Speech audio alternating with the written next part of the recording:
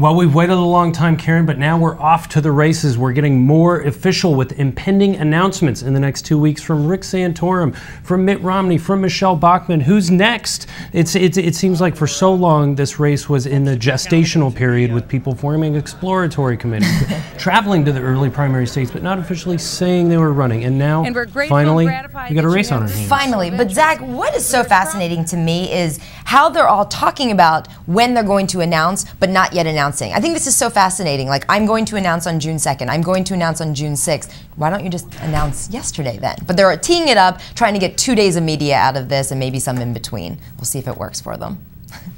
Next up, rolling into the race, Sarah Palin announced last night that she is embarking on a bus tour, not a campaign bus tour, but a historical locations bus tour. She'll start in Washington, D.C., and she'll head up to the Liberty Bell in Pennsylvania and wind up in New Hampshire. Those are 2 key states, Zach. This is not coincidental. She might also participate in this weekend's Rolling Thunder event, so we might see her on a motorcycle. Zach, adding all of this up, which we are of course doing and poring over the tea leaves, do we think these are actually signs that she's getting into the race or trying to get back into the media spotlight? Well, she's certainly getting into the media spotlight, Karen, and there's no one else in American politics except for Barack Obama that can command this type of attention at the drop of a hat, who can put something, put on Facebook quickly, I'm going to do a bus tour, and basically the entire media apparatus stops in its tracks, right, and everybody heads to Washington. And by the way, Rolling Thunder, the motorcycle guys, are going to be in Washington doing their annual Memorial Day parade. So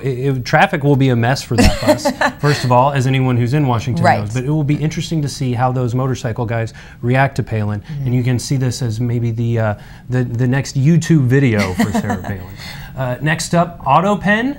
The Obama administration criticized Senator Rand Paul of Kentucky for holding up an extension of the Patriot Act, even though the president was overseas in Europe and had to authorize special use of AutoPen to sign the Patriot Act extension. Now, we don't think that this had ever been done in American history, that the president had signed a bill without actually signing it, basically telling a computer to sign it. We're looking into this. It's, do we have the makings of the next conspiracy theory here? You certainly can see that happening. This is something that was actually authorized in the Bush administration in 2005. The White House counsel's office said that this was okay. He did not actually use it. Barack Obama was the first person to use it. But just a couple minutes ago, Senator Mitch McConnell was asked about this, asked about the legality, and he said, that's not for me to answer. Why don't you direct that to the White House? So he's not necessarily backing their argument on this. He's saying it's up to them. So maybe this will get churning for a couple more days. What do you think? Well, I don't know. I mean, it's one of those things that'll just go out there and people might be talking about it. But a little bit of trivia. Our Devin Dwyer here at ABC found the first president, I'm not sure if he did it while he was president, but to use AutoPen was none other than Thomas Jefferson. Who knew? Didn't even know they had machinery like that then.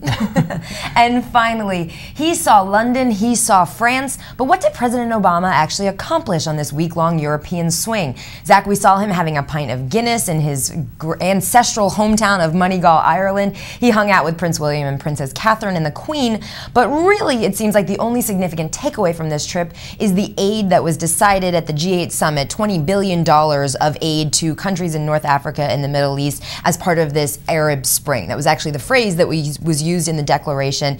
The White House is saying emphatically, this is not a blank check. This is not just money to the countries to have their way with it, but this is certainly something that might raise some headlines over here. Sure, and while the president was overseas, there was a lot of news happening here stateside. There were the tornadoes, and we know the president's going to come back from Europe and go visit those tornado sites. There was the budget talks going on in Washington, the Patriot Act. So it was an interesting time for him to leave right before a week when Congress is going to be out of session for the next week, at least in the Senate. So not much is going to get done when he gets back from his trip abroad. And he missed his Chicago Bulls getting kicked out of the NBA playoffs.